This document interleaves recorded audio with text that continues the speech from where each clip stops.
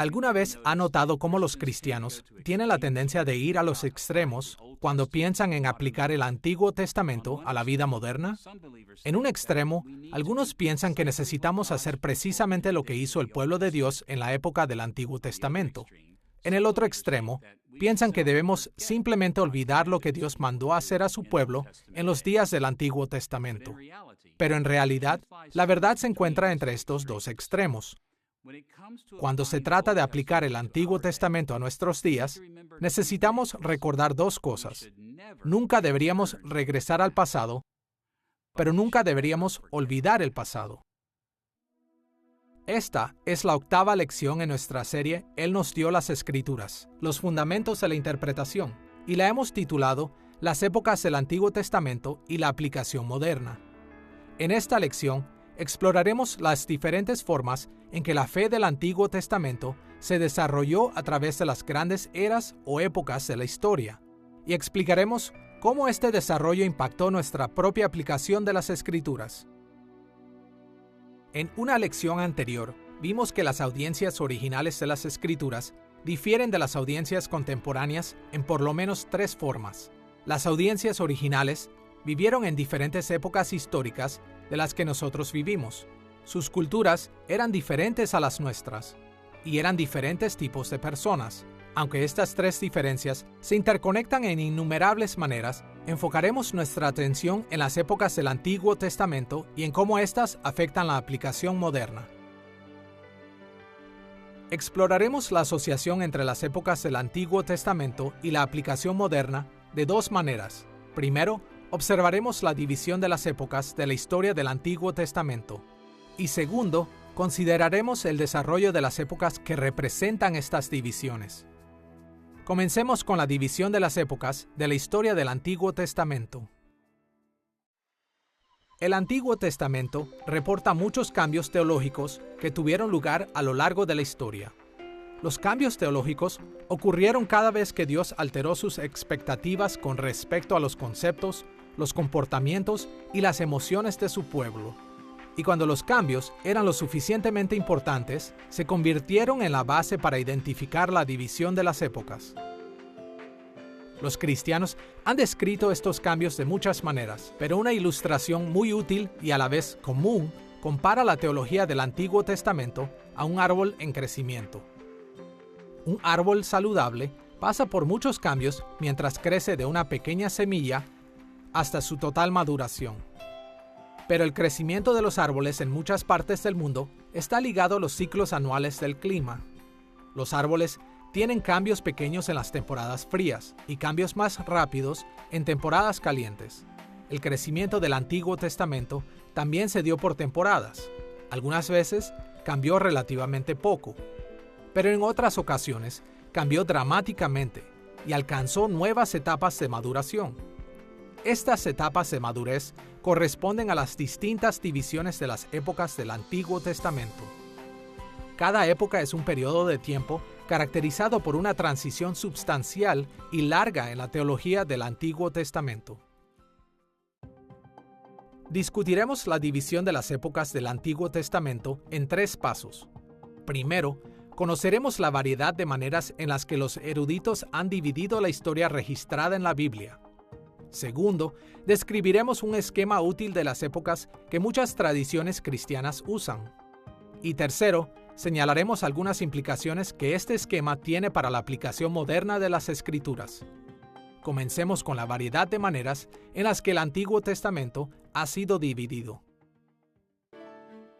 No debe sorprendernos saber que los teólogos han encontrado diferentes maneras de dividir la historia registrada en el Antiguo Testamento. Por un lado, el tiempo no pasa en periodos drásticamente segmentados, de tal manera que la transición entre cada época generalmente toma lugar gradualmente y las épocas mismas con frecuencia se superponen. Por otro lado, las divisiones que los teólogos marcan dependen del criterio que usan. Pensemos acerca de la manera en que esto sucede en la ciencia. Los arqueólogos tienden a dividir la historia de acuerdo a los desarrollos en la metalurgia, así que ellos hablan acerca de la temprana, media y tardía edad del bronce, y la temprana, media y tardía edad del hierro. Los sociólogos tienden a enfatizar los desarrollos políticos, Así que ellos hablan acerca del periodo tribal, la era temprana nacional, los tiempos de la monarquía, el periodo del exilio y el periodo del post-exilio. De manera similar, los teólogos obviamente tienden a usar criterios teológicos para delinear las épocas, pero ellos no siempre están de acuerdo en las divisiones, porque la teología en el Antiguo Testamento se desarrolló en diferentes formas en diferentes tiempos. Cuando un árbol pasa a través de las etapas del crecimiento, sus diferentes partes no crecen al mismo tiempo o al mismo ritmo. Algunas veces, la enfermedad puede atrofiar el crecimiento de una rama mientras las otras crecen. La corteza del tronco de los árboles puede crecer más lenta y discretamente, y sus pequeñas ramas y hojas pueden crecer rápidamente en comparación. De manera similar, algunas partes de la teología del Antiguo Testamento avanzaron lentamente, otras procedieron a un ritmo medio y otras cambiaron rápidamente. Y muchas de esas partes crecieron en diferentes momentos. Si cada aspecto de la fe de Israel hubiera cambiado al mismo ritmo y en el mismo tiempo, hubiera sido muy fácil para los intérpretes estar de acuerdo en las divisiones. Pero tal y como está, los teólogos han dividido la historia del Antiguo Testamento en una variedad de formas. Dado que las Escrituras son una revelación progresiva, es importante conocer dónde estamos en el desarrollo del plan de Dios. Los teólogos hablan acerca de dividir el plan de Dios en diferentes eras y épocas. Tenemos ejemplos en el Nuevo Testamento de cómo el Nuevo Testamento divide al Antiguo Testamento. Pensemos en la genealogía de Mateo. Comienza con Abraham. Después, a través de David, se va a la historia del Antiguo Testamento, desde Abraham hasta David, desde David hasta el exilio, del exilio hasta Cristo. Esa es la manera en la que la Biblia divide la historia del Antiguo Testamento, viendo su única importancia y cómo llega a nosotros. Hay otras maneras en las que el Nuevo Testamento hace la división. Pensemos en Pablo, en Romanos capítulo 5, en 1 Corintios 15. Podemos hablar de Adán y Cristo antes de la ley y después de la ley. Creo en la reflexión de todo el consejo de Dios. Una manera en la que podemos hacerlo es a través de los pactos bíblicos. Caminar a través de la vida de Adán, el pacto de la creación, a través de Noé, a través de Abraham, el pacto abrahámico, el antiguo pacto, asociado con Israel y Moisés, el pacto davídico y la anticipación del nuevo pacto. Esto es una manera dada por Dios en la que la historia de la redención se despliega como un pacto conduciéndonos al siguiente pacto y finalmente culminando en Jesucristo. Esto es una manera muy útil de pensar en cómo nos movemos desde Génesis hasta Cristo, cómo el consejo de Dios encaja. Y muchas de las formas en las que el Nuevo Testamento habla de la historia del Antiguo Testamento y de la redención sigue este patrón pactual. Ahora que hemos reconocido la validez que tiene la variedad de la división de las épocas de la historia del Antiguo Testamento, consideremos un esquema útil que muchos intérpretes han adoptado. Una de las formas más populares para dividir la historia del Antiguo Testamento es asociando cada época con un pacto de Dios. Los pactos de Dios con su pueblo siempre implicaban cambios teológicos importantes, y por lo tanto proveían límites útiles para la división entre cada época. Muchas tradiciones cristianas identifican 6 pactos divinos principales en el Antiguo Testamento: los pactos asociados con Adán, Noé, Abraham, Moisés y David, y el nuevo pacto que los profetas del Antiguo Testamento predijeron que vendría al final del exilio de Israel de la tierra prometida.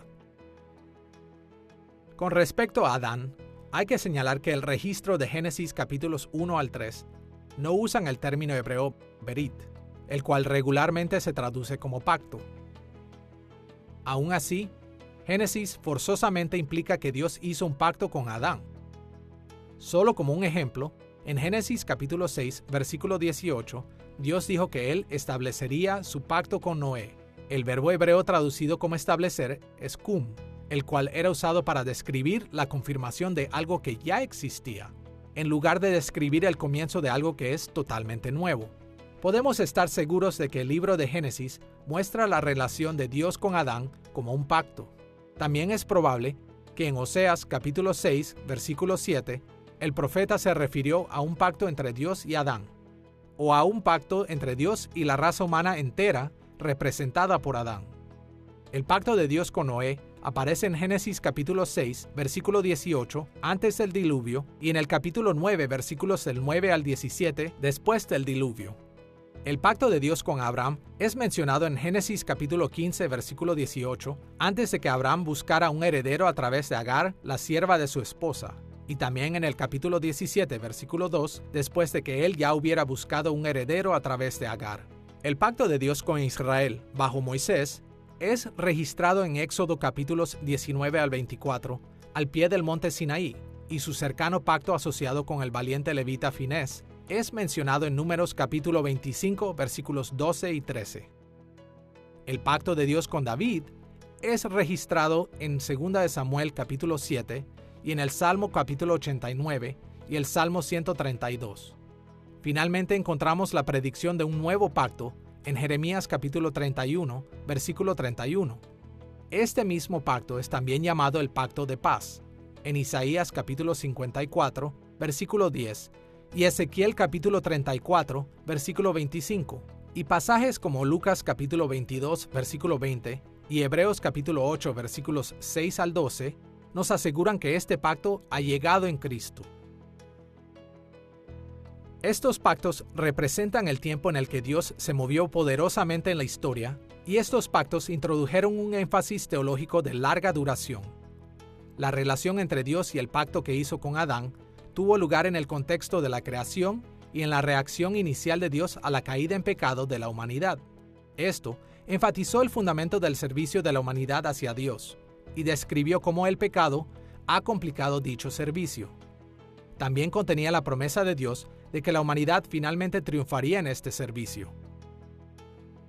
En los días de Noé, la horrible corrupción de la humanidad del mundo llevó a Dios a que enviara el gran diluvio de juicio. No es sorprendente que el pacto con Noé enfatizó la promesa de Dios de establecer una estabilidad permanente en la naturaleza, con el fin de dar a las personas pecadoras el tiempo y la oportunidad de frenar su pecado y cumplir su servicio original a Dios. En los días de Abraham, Dios escogió a Israel como el pueblo que dirigiría a la humanidad en el servicio a Dios. Así, el pacto con Abraham fue orientado hacia la elección de Israel. En esta época, el pacto enfatizó la necesidad de Israel de tener fe en las promesas de Dios y a permanecer fieles a Él. Dios hizo un pacto a través de Moisés después de haber entregado a los israelitas a la esclavitud en Egipto y ponerles en su curso a la tierra prometida.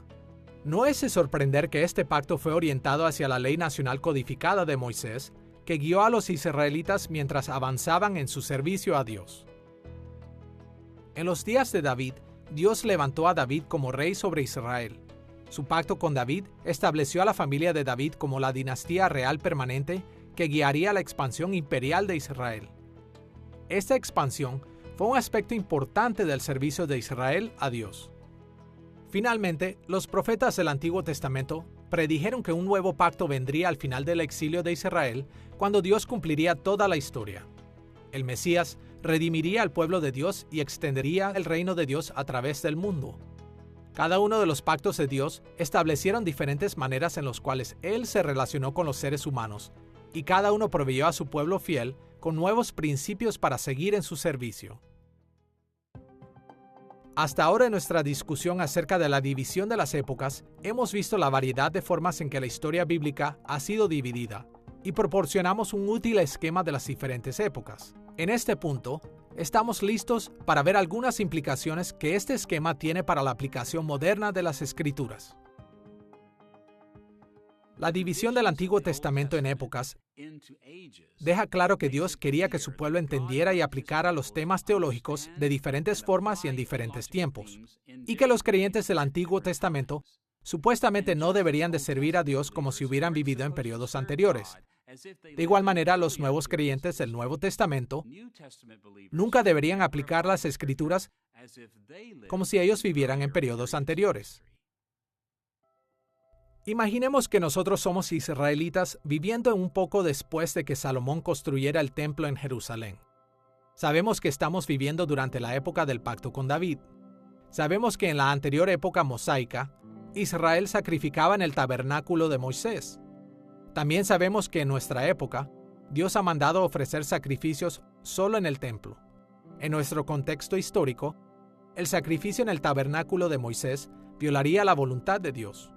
Lo mismo sería cierto si viviéramos bajo el pacto con Moisés y regresamos a construir altares y sacrificios en diferentes lugares, como Abraham y otros patriarcas lo hicieron. Una vez que Dios ordenó un nuevo camino para el sacrificio en la adoración, Él esperaba que su pueblo nunca regresara a las viejas costumbres. De la misma manera, cuando pensamos acerca de la aplicación moderna sobre el tema de los sacrificios en la adoración dentro del Antiguo Testamento, tenemos que ser conscientes de que vivimos en la época del Nuevo Pacto. Así como el Nuevo Testamento lo explica en repetidas ocasiones, el perfecto sacrificio de Cristo, hecho una vez y para todos los tiempos, ha superado todas las formas de sacrificio anteriores. Su muerte en la cruz cambió la forma en cómo supuestamente el pueblo fiel de Dios debía ofrecer sacrificios de adoración a Dios. Es por eso que el autor del libro de Hebreos en el Nuevo Testamento condenó fuertemente a los cristianos que querían regresar a los sacrificios del Antiguo Testamento. Primero, argumentó que los cristianos habían inaugurado el nuevo pacto que Jeremías predijo en Jeremías capítulo 31. Después él dijo que el nuevo pacto hizo obsoleto el antiguo sistema de sacrificios. Escuchemos lo que escribió en Hebreos capítulo 8 versículo 13. Al llamar nuevo a ese pacto, ha declarado obsoleto al anterior, y lo que se vuelve obsoleto y envejece, ya está por desaparecer. Aquí el autor de Hebreos dijo que la llegada del nuevo pacto hizo a las antiguas costumbres obsoletas, usando el término griego palaiō, que también puede ser traducido como hecho viejo o anticuado. Ahora, debemos tener cuidado, porque muchos cristianos bien intencionados toman esto para decir que los seguidores de Cristo deben simplemente descartar el Antiguo Testamento y no poner atención a su enseñanza. Pero no puede haber nada más lejos de la verdad. El mismo libro de Hebreos aplica el Antiguo Testamento a los cristianos. Su autor no les dijo a los cristianos que el Antiguo Testamento era irrelevante. En lugar de eso, él estaba diciendo que vivimos en una época diferente y que el nuevo pacto requiere que reorientemos la práctica del sacrificio.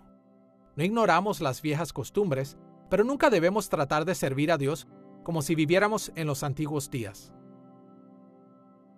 Otro ejemplo claro es el tema del liderazgo en la batalla. Imaginemos que vivimos en el periodo del pacto de la dinastía de David. Sabemos que Dios ha ordenado a los reyes de Israel dirigir a su pueblo a la guerra en contra del mal. Los reyes reciben la dirección de Dios y a su vez dirigen las formas en que participamos en la guerra. Pero ahora imaginemos que no nos gusta el rey davídico y queremos regresar al pacto de la época de la ley nacional de Moisés. Preferimos seguir a un juez local como Gedeón, a un efrateo como Josué o a un levita como el mismo Moisés, así como nuestros ancestros lo hicieron. Pero si seguimos a uno de estos en lugar de seguir a la casa de David, eso sería pecado. Estaríamos violando los mandamientos de Dios para nuestra época. Estaríamos cometiendo el mismo error si viviéramos en los días de Moisés, pero preferiríamos seguir a un patriarca de una tribu tal como el pueblo de Dios lo hizo en la era del pacto con Abraham. En cada era, necesitamos seguir al líder militar que Dios ha establecido para esa era. Y esto incluye a los cristianos modernos. Como pueblo que vive bajo el nuevo pacto, nosotros seguimos a Jesús, el gran hijo de David. Él es nuestro rey ordenado por Dios. Y Dios le ha dado el exclusivo derecho para dirigir a su pueblo en la guerra contra las fuerzas del mal. Pero ¿cómo hacemos eso? ¿Cuál es nuestra estrategia actual para la guerra? Escuchemos la forma en la que el apóstol Pablo explicó la guerra del nuevo pacto en Efesios capítulo 6, versículo 12. Porque no tenemos lucha contra sangre y carne, sino contra principados, contra potestades, contra los gobernadores de las tinieblas de este siglo, contra huestes espirituales de maldad en las regiones celestes. Esta es una estrategia muy diferente a la de las épocas anteriores, cuando los líderes como Moisés y David dirigieron al pueblo de Dios en batallas físicas de sangre y carne. También existían batallas espirituales, pero estos líderes no dirigieron los ejércitos espirituales de Dios. En contraste, Jesús no dirige a la iglesia en las batallas físicas, pero sí nos dirige en la guerra espiritual, y nosotros violamos la voluntad de Dios si ignoramos este cambio estratégico. El Nuevo Testamento ve principalmente las batallas y las guerras del Antiguo Testamento como parte de la gran batalla entre Dios y Satanás y entre el pueblo de Dios y Satanás tratando de destruir el plan de Dios. Así que entonces, esto también es aplicable a los cristianos de hoy día, quienes en el mismo sentido forman parte de la misma batalla. Si pensamos en Efesios capítulo 6, su lucha es contra las fuerzas de maldad de Satanás y esos cristianos deben vestir toda la armadura de Dios para ser capaces de mantenerse firmes en esta batalla. Los escritores del Nuevo Testamento tomaron descripciones de las guerras espirituales y nacionales y las radicalizan y aplican en trayectorias que las personas pueden entender hoy. Primero, Cristo vino a pelear una guerra espiritual. Él vino a vencer la oscuridad. Juan capítulo 1 nos lo dice. El problema no era que la oscuridad no lo comprendía, sino que trataba de superarlo. Y Él hizo esta batalla contra la oscuridad. Vemos esto en el Evangelio de Juan. Y por eso Cristo vino como el guerrero divino que lucha contra el príncipe de este mundo, Satanás. En Juan capítulo 12, Jesús dijo que la hora de su glorificación había llegado, la cual es la hora de su crucifixión. Y Él dijo que en ese momento el príncipe de este mundo será echado por tierra. Cuando Pablo dijo que las armas de nuestra guerra son la palabra de Dios, la oración y la fe, como lo hace en Efesios capítulo 6, dice que esto ya no es más una guerra geopolítica nacional, que los cristianos no debemos ser nacionalistas en la forma en la que perciben la guerra. Está la espada y está la cruz, y nuestra tendencia como seres humanos es bajar la cruz y tomar la espada. Pero Jesús dijo, nadie puede ser mi discípulo a menos que tome su cruz y me siga. Peleamos la guerra espiritual hoy en día por el autosacrificio, una clase de amor abnegado que Jesús demostró desde la cruz y en toda su vida y ministerio terrenal. Dios siempre ha esperado que su pueblo le sirva de forma apropiada a las distintas épocas de los pactos en los cuales vivían. Así que entender que la historia del Antiguo Testamento se dividió en grandes épocas del pacto es esencial para aplicar las Escrituras en nuestros días. En lugar de retroceder el reloj, como si Dios no hubiera movido la historia hacia adelante, debemos trazar el desarrollo de cada tema teológico a lo largo del camino, a través de cada época del pacto, hasta llegar al nuevo pacto en Cristo. Ahora que hemos considerado las épocas del Antiguo Testamento y la aplicación moderna en términos de su división en el Antiguo Testamento, exploremos las diferentes formas en que el desarrollo de las épocas debe participar en la aplicación moderna. Para ilustrar el concepto del desarrollo de las épocas, pensemos una vez más en un árbol creciendo. Imaginemos que tenemos una fotografía de una semilla y una fotografía de un árbol creciendo de una semilla. La semilla y el árbol se ven tan diferentes que es difícil creer que son una misma cosa, pero en diferente tiempo. Pero lo son. Son el mismo organismo en diferente etapa de desarrollo. Inclusive tienen la misma estructura genética en su ADN para probarlo. De la misma manera, las épocas de antes y después del Antiguo Testamento tienen incontables diferencias entre ellas. Pero si aprendemos acerca de sus estructuras teológicas subyacentes, su ADN por así decirlo, descubriremos que estos cambios teológicos reflejan el desarrollo orgánico de una sola fe creciente. Exploraremos el desarrollo de las épocas del Antiguo Testamento en 4 partes. Primero, veremos que los 2 personajes principales detrás del desarrollo siguen siendo consistentes a través de la historia bíblica. Segundo, veremos que cada una de las épocas se conectan con las otras épocas en una trama unificada. Tercero, veremos que los mismos autores del Antiguo Testamento generalmente aplicaron épocas anteriores a audiencias posteriores. Y cuarto, señalaremos algunas conexiones entre las épocas en las que los autores del Antiguo Testamento se basaron para hacer estas aplicaciones.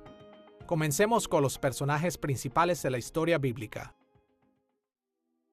A lo largo de la historia registrada en las Escrituras, los mismos personajes están enganchados en el gran conflicto entre las fuerzas del bien y las fuerzas del mal. En términos literales, Podemos decir que las fuerzas del bien están lideradas por el protagonista o héroe de la historia, el cual es Dios mismo. Y las fuerzas del mal están lideradas por el antagonista o villano, la criatura de la maldad suprema, Satanás, quien trata de impedir que Dios logre su objetivo. Satanás es muy poderoso e inteligente, pero él sigue siendo una criatura y siempre está bajo el soberano control del Creador. Aún así, Dios ha permitido a Satanás ser su oponente mientras el drama divino se desarrolla. Dios es el Rey Creador Supremo quien gobierna desde su trono celestial y llena su palacio celestial con su brillante gloria. Las criaturas le sirven en el cielo y le honran, pero Dios siempre ha estado determinado a incrementar su honor extendiendo su gloria a través de la tierra. Para alcanzar su meta, Dios planea extender su reino en la tierra para que la tierra se convierta como el cielo. Cuando eso suceda, cada criatura, sobre y debajo de la tierra, le rendirá alabanza y adoración sin fin. Dios emplea millares de espíritus que trabajan hacia ese fin, pero Él le ha dado a su imagen terrenal, la humanidad, el honor de llenar y sojuzgar la tierra. A través de la Biblia, somos representantes de Dios, preparando al mundo para la muestra final de su gloria. Por el otro lado del conflicto, Satanás resiste la propagación de la gloria de Dios, tratando de evitar que la humanidad llene la tierra y así no poder sojuzgarla para Dios.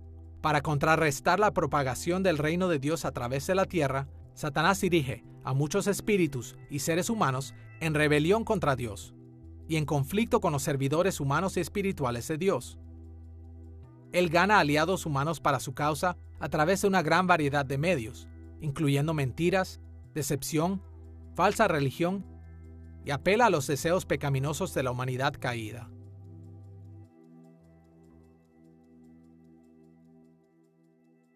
En cada gran historia siempre hay un héroe. Y siempre hay alguien quien está en contra del héroe. Hay un protagonista, quien es el principal personaje de la historia, y el antagonista quien se opone a ese personaje. Y la Biblia es la mayor de todas las historias.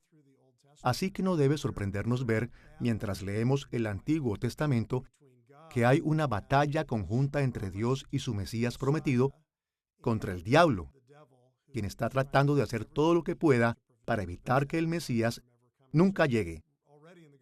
Así que en el jardín del Edén, cuando Dios dio la promesa de que la simiente que nacería de la mujer aplastaría al diablo, desde ese punto podemos ver al diablo oponiéndose a Dios a cada momento. Y esto es muy notable. Cuando hay un niño pequeño, muchas veces el diablo ha tratado de tomar la vida de ese niño, o cuando el pueblo de Dios está prosperando, él trata de traerlos al cautiverio y aplastarlos. Podemos ver que esa historia funcionó una y otra vez a lo largo del Antiguo Testamento.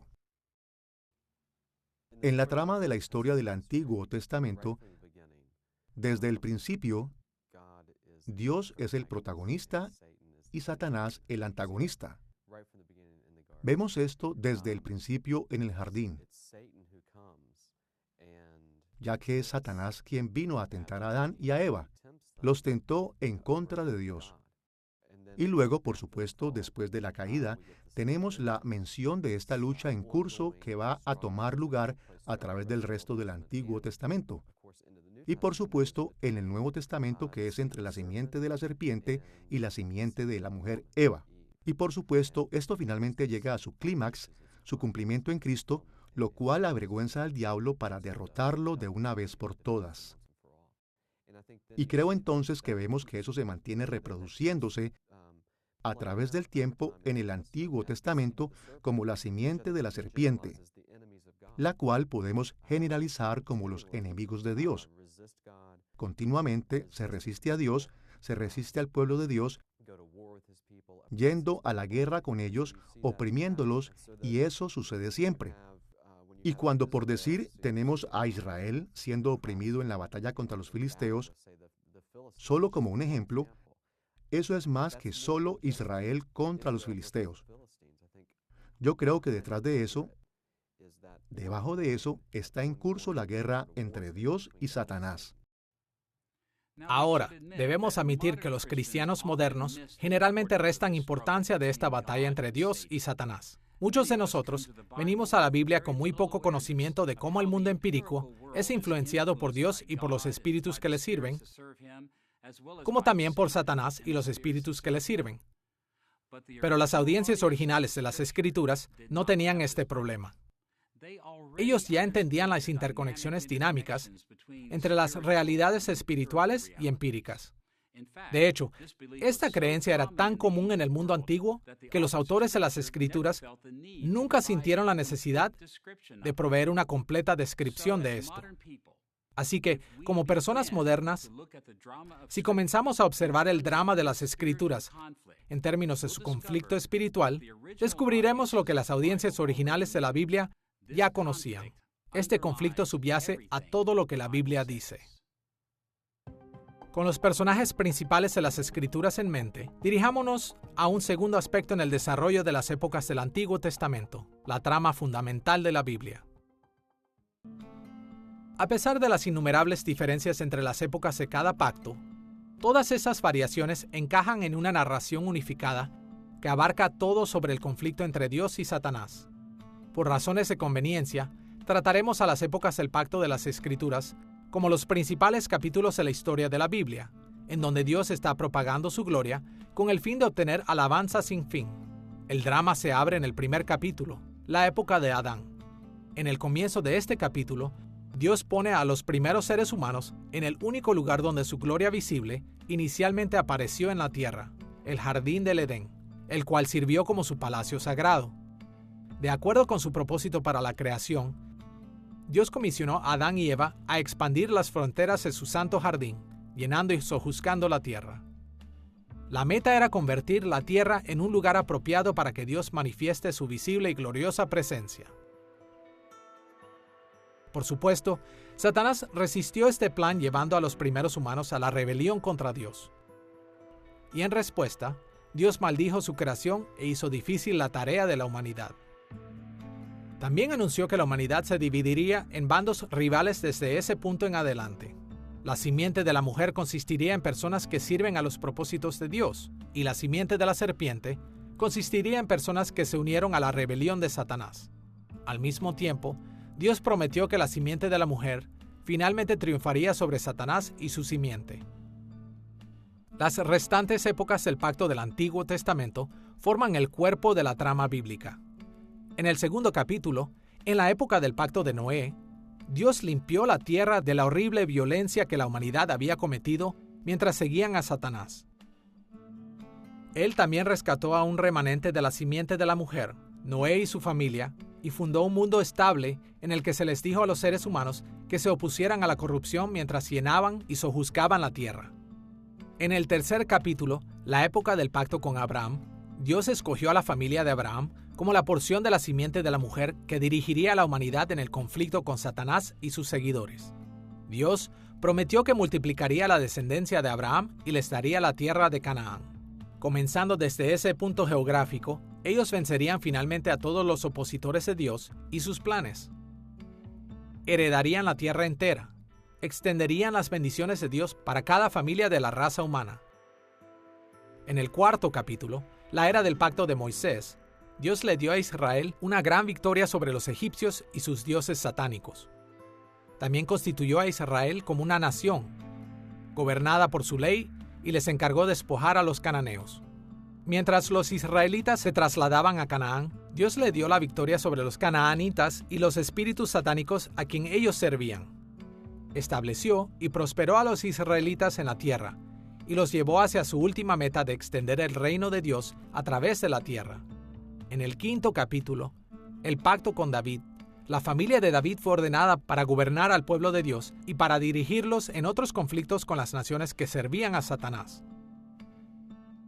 La dinastía de David trajo seguridad en Canaán y continuó extendiendo las fronteras de Israel en el servicio al plan de Dios para el mundo.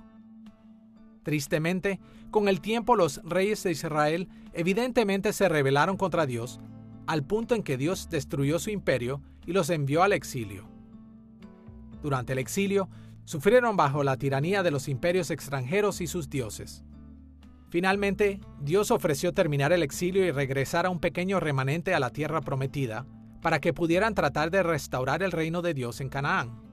Pero aún ese remanente falló en mantenerse fiel, así que el exilio continuó bajo la tiranía del mal. El último capítulo mencionado en el Antiguo Testamento es el climático nuevo pacto que Dios dijo que establecería cuando un remanente de Israel se arrepintiera y el gran hijo de David, el Mesías o Cristo, expiará por sus pecados. El Mesías dirigiría a Israel en la victoria final sobre Satanás, sobre los espíritus malvados y sobre las naciones que les sirvan. Él aplastará a Satanás y juzgará a todos sus seguidores. Al final el Mesías hará todas las cosas nuevas, reinando sobre la tierra con el pueblo de Dios. La gloria de Dios llenará la creación y cada criatura lo adorará eternamente. Este resumen de la historia bíblica nos muestra que a pesar de las diferencias entre las épocas del pacto del Antiguo Testamento, se construyeron una sobre otra como capítulos de una larga narrativa, en lugar de contradecirse o desplazarse, o incluso desacreditarse entre sí. Cada una de estas etapas de la historia contribuyen de forma acumulativa para el desarrollo de la historia unificada de las Escrituras. Hasta ahora, hemos considerado a los personajes principales del desarrollo de las épocas del Antiguo Testamento y mostramos que cada época está conectada a las otras en una trama unificada. Ahora estamos listos para ver que los autores del Antiguo Testamento frecuentemente aplicaron las épocas anteriores a las audiencias posteriores. En el comienzo de esta lección, resumimos la aplicación del Antiguo Testamento diciendo: nunca hay que regresar al pasado, pero nunca hay que olvidar el pasado. No vivimos en el pasado, y por esa razón no debemos pensar, comportarnos como si viviéramos en los tiempos antiguos. Pero somos parte de una historia que incluye el pasado. Y los autores del Antiguo Testamento sabían esto muy bien. Ellos reconocieron que el único Dios verdadero se había revelado a sí mismo a través de la única religión verdadera, a través del tiempo. Y esto significó que las cosas que Dios había dicho y hecho en el pasado continuarían guiando a su pueblo a través del tiempo. A la luz de esto, los autores del Antiguo Testamento regularmente tomaron lo que ellos aprendieron del pasado y lo aplicaron a sus propios días. Pensemos de esta manera. Hay 6 principales épocas del pacto mencionadas en el Antiguo Testamento, pero toda nuestra información acerca de las 3 primeras épocas, los periodos de Adán, Noé y Abraham, vienen de los libros bíblicos escritos en las épocas posteriores de Moisés, de David y del Nuevo Pacto. Consideraremos 2 elementos comunes que los autores del Antiguo Testamento incluyeron en sus escritos que revelaban su entendimiento del desarrollo de las épocas. Primero, veremos que los autores del Antiguo Testamento escribieron acerca del pasado. Y segundo, veremos que ellos escribieron para el presente. Eso es que ellos escribieron para las audiencias que vivían en sus propios días, en su propio presente. Observemos primero el hecho de que los autores del Antiguo Testamento escribieron acerca del pasado. Todos los libros del Antiguo Testamento tratan explícitamente con el pasado. Consideremos el Pentateuco, los libros de Génesis, Éxodo, Levítico, Números y Deuteronomio. Moisés escribió todos estos libros durante su época del pacto, pero en Génesis, él registró eventos que tuvieron lugar en pasado distante, durante las épocas del pacto de Adán, Noé y Abraham. En los libros de Éxodo, Levítico, Números y Deuteronomio, él no se fue muy atrás en la historia. Pero incluso ahí, se centró en eventos que habían tenido lugar antes de que los libros se escribieran. El resto de los libros del Antiguo Testamento fueron escritos en la época del pacto con David, y también llevaron a sus audiencias al pasado. Por ejemplo, el libro de Job fue probablemente escrito durante el periodo monárquico de la época de David. Sin embargo, este reporta eventos que tuvieron lugar en la época de Abraham, mucho antes de la monarquía. Los libros de Josué, Jueces y Ruth fueron escritos en la era del pacto con David, pero ellos reportan eventos que tuvieron lugar cerca del final de la época de Moisés, antes de que David se convirtiera en rey. Los libros de Samuel, Reyes, Crónicas, Esdras, Nehemías y Esther principalmente refirieron a sus audiencias a eventos de un pasado reciente.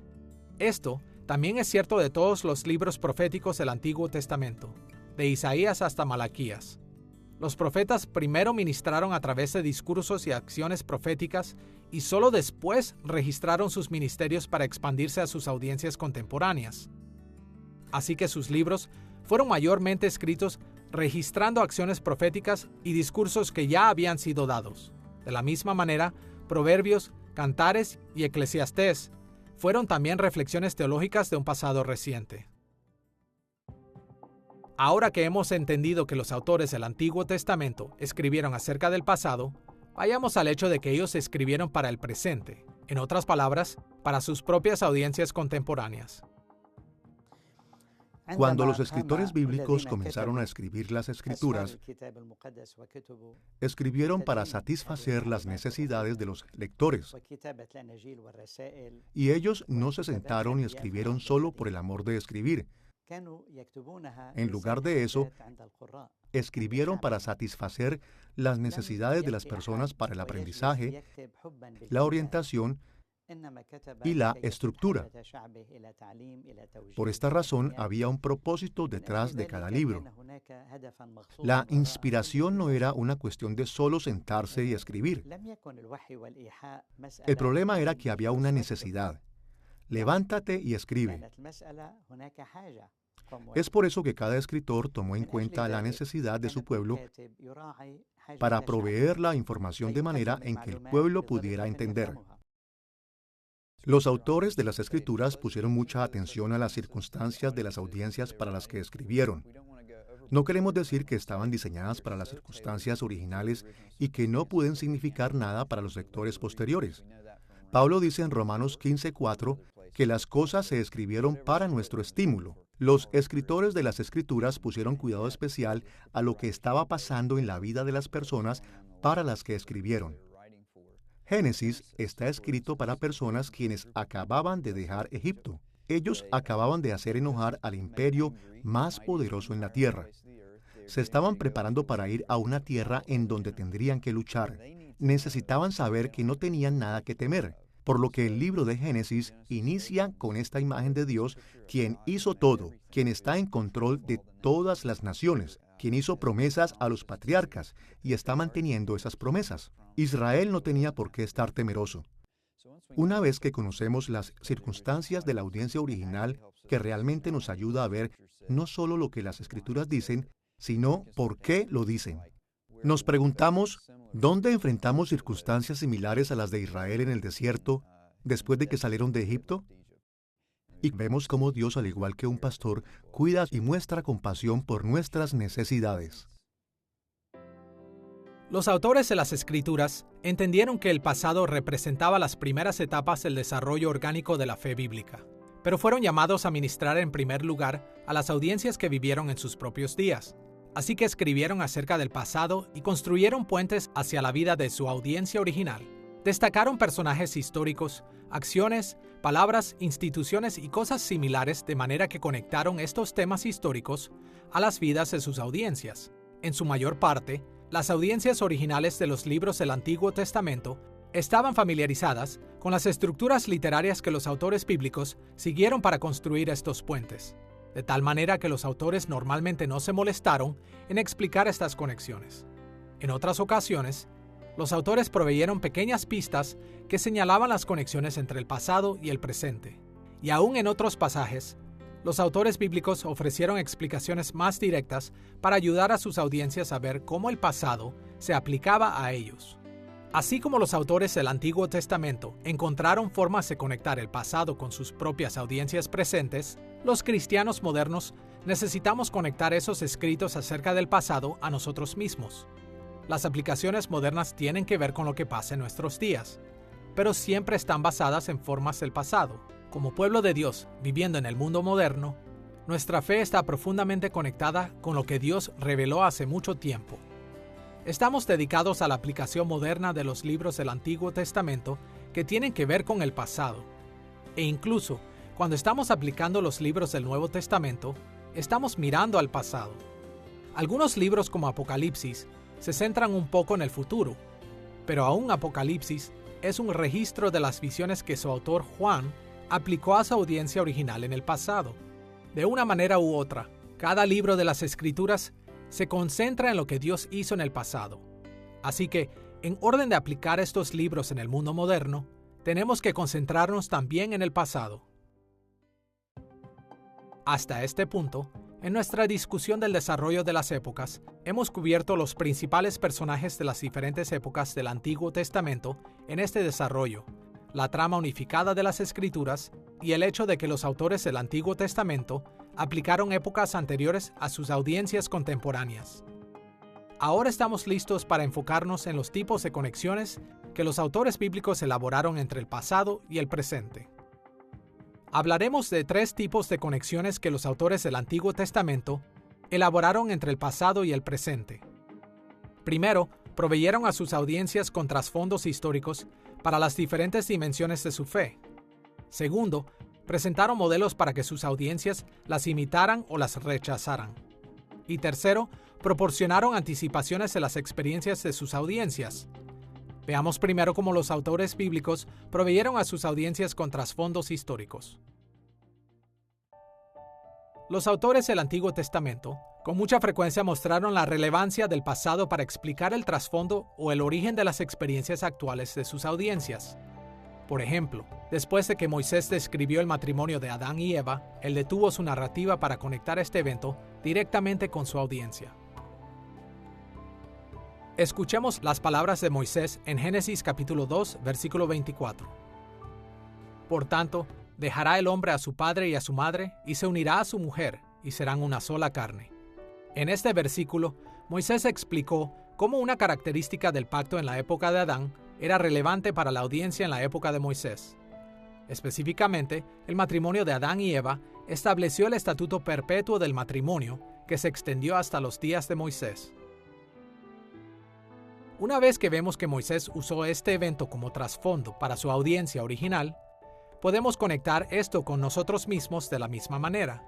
El matrimonio de Adán y Eva era el trasfondo del matrimonio en el antiguo Israel, y también es el trasfondo del matrimonio en nuestros días.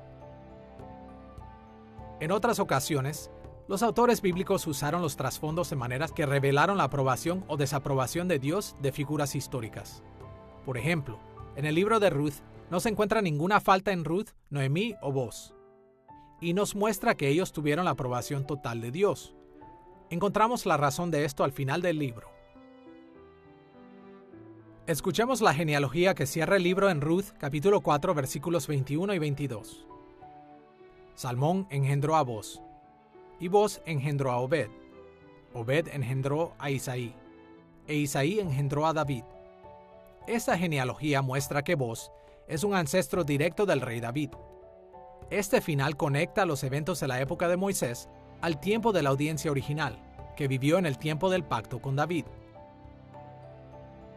Es muy probable que hayan surgido preguntas acerca de la legitimidad del reinado de David por causa de que él desciende de la moabita Ruth, pero la historia de Ruth demuestra que su inclusión en Israel era ejemplar en todos los sentidos, y que Dios lo aprobó totalmente. En este sentido, el libro de Ruth proveyó un trasfondo que reforzó la selección de David como rey de Israel. Una vez más, en la aplicación moderna, tenemos la oportunidad de extender el puente que el autor de Ruth construyó para su audiencia original. Así como la aprobación de Dios acerca de Ruth mostró la legitimidad de la dinastía davídica en el tiempo de David, esta también proporciona un trasfondo que valida el reinado del mayor heredero de David en nuestros días, Jesús. Además de proveer los trasfondos, las conexiones que los autores elaboran entre el pasado y el presente también presentaron modelos que sus audiencias originales seguirían o rechazarían. Algunas veces cuando leemos las historias de la Biblia, nos preguntamos, ¿es un buen o un mal ejemplo? ¿Debo hacer lo mismo que esta persona hizo en la Biblia? ¿O debo hacer algo diferente? Y la respuesta puede ser diferente al usar diferentes pasajes.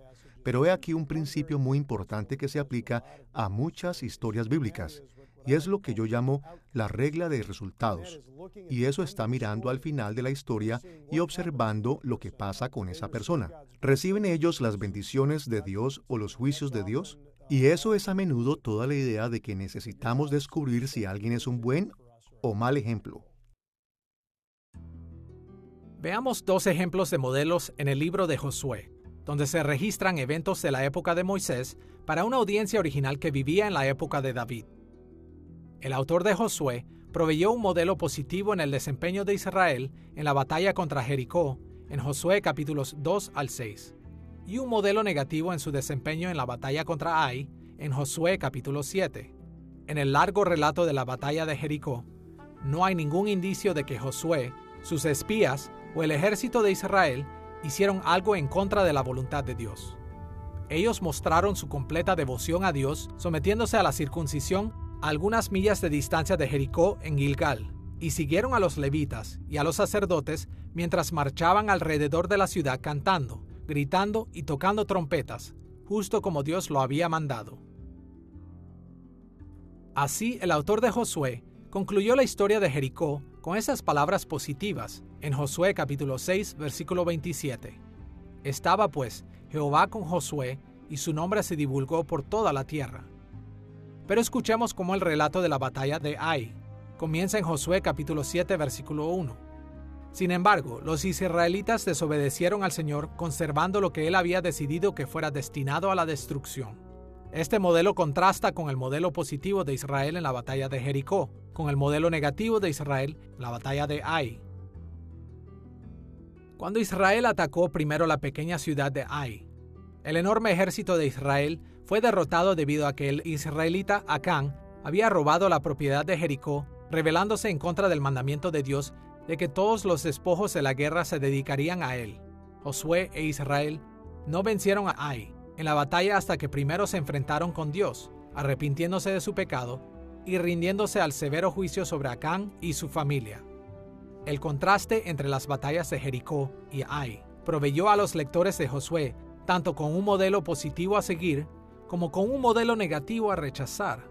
Al observar estos modelos, suponemos que los lectores originales en la época de David aprenderían a seguir a sus propios reyes en las batallas. Por supuesto, como seguidores de Cristo, ya no militamos físicamente como Josué lo hizo, porque el Nuevo Testamento solo nos llama a una guerra espiritual. Aún así, en la aplicación moderna, extendemos el puente de estos mismos modelos positivos y negativos con el fin de aprender las formas apropiadas para participar en la guerra espiritual. En pocas palabras, tenemos que ser dedicados a Dios como Josué en Jericó y tenemos que evitar ser negligentes a sus mandatos como Acán en Ai. Por supuesto, hay muchos detalles relacionados con estas aplicaciones tan amplias, pero las conexiones que el autor de Josué expuso a su audiencia original pueden ser extendidas de manera que nos ayuden a determinar los detalles para nuestras propias situaciones. La Biblia nos enseña cómo es una vida santa, qué es el pecado, algunas veces lo establece directamente. Harás o no harás, deberás o no deberás, pero también nos da historias de personas reales que vivieron vidas cotidianas. Debemos aprender de su ejemplo positivo o negativo. El libro de Romanos dice, porque las cosas que se escribieron antes, para nuestra enseñanza se escribieron, a fin de que por la paciencia y la consolación de las Escrituras tengamos esperanza. Tenemos ejemplos positivos que debemos imitar y negativos que debemos evitar. Como cuando David cometió adulterio con Betsabé, sabemos por los 10 mandamientos que está mal. Por el relato de cómo Natán lo acusó por su pecado. Ese es un mal ejemplo de un hombre que generalmente fue un buen ejemplo, un hombre conforme al corazón de Dios. ¿Cómo sabemos cuál es la diferencia? A través de la ley de Dios, las claras enseñanzas y los preceptos, cuando los llevamos a cabo, entonces podemos ver la diferencia. A veces es muy difícil cuando buscamos en las Escrituras averiguar si el carácter de una persona o su vida es algo que deberíamos imitar. Y tenemos que recordar que al único que podemos imitar es a Jesús mismo. Es el único que obtiene un pase total en nuestra crítica. A cualquier otro tenemos que examinarlo muy cuidadosamente. La razón por la que están en la Biblia es que normalmente no son principalmente ejemplares para que los imitemos. Pero cuando estamos tratando de averiguar, cuando estamos recibiendo una lección de vida para imitar o no, debemos observar el contexto, lo que se dijo acerca de esas acciones, los resultados de esas acciones, si contribuyen a la expansión del reino o no, pero sobre todo, observar los preceptos morales que están en las Escrituras y formar nuestro propio juicio, y todos estamos al mismo nivel excepto Jesús. Sabemos que todo lo que Él dijo e hizo es bueno, verdadero y hermoso. Todos los demás están bajo el microscopio de la moralidad bíblica. Finalmente, además de proveer trasfondos y modelos, los autores del Antiguo Testamento también proporcionaron conexiones entre el pasado y el presente, incorporando anticipaciones de las propias experiencias de su audiencia original. Los escritores bíblicos escribieron acerca del pasado de maneras que señalaban cómo los eventos del pasado eran muy similares a las situaciones que sus audiencias enfrentaban. Este tipo de puente es muy similar a un recurso literario llamado presagio. En un presagio, un autor presenta detalles anteriores de una historia de maneras que anticipan detalles posteriores. Y los escritores bíblicos algunas veces escribieron acerca del pasado con intenciones similares. Ellos escribieron acerca de eventos del pasado de maneras que anticiparon las experiencias de sus lectores. Una bien conocida anticipación ocurre en la historia de Moisés sobre la estancia de Abraham en Egipto, registrada en Génesis capítulo 12, versículos del 10 al 20. Por supuesto, Moisés dijo la verdad de lo que sucedió en la época de Abraham, pero él explicó la historia de tal manera que ayudaría a su audiencia original a reconocer los muchos paralelismos entre Abraham y ellos mismos. Por ejemplo, Abraham fue a Egipto a causa de una hambruna, al igual que los lectores originales de Moisés habían estado en Egipto por causa de una hambruna. Faraón injustamente retuvo a Abraham en Egipto, tomando a Sarai para su harén, de manera similar a la que injustamente los egipcios retuvieron a los israelitas como esclavos en los días de Moisés. Dios libró a Abraham enviando una plaga sobre la casa de Faraón, y él liberó a Israel en los días de Moisés, enviando plagas sobre Egipto y sobre la casa de Faraón. Faraón envió a Abraham lejos con grandes riquezas, y en el Éxodo, en los días de Moisés, Faraón y los egipcios enviaron lejos a los israelitas con las riquezas de Egipto. Moisés expuso estos paralelismos para mostrar que la experiencia de Abraham anticipaba su propia experiencia.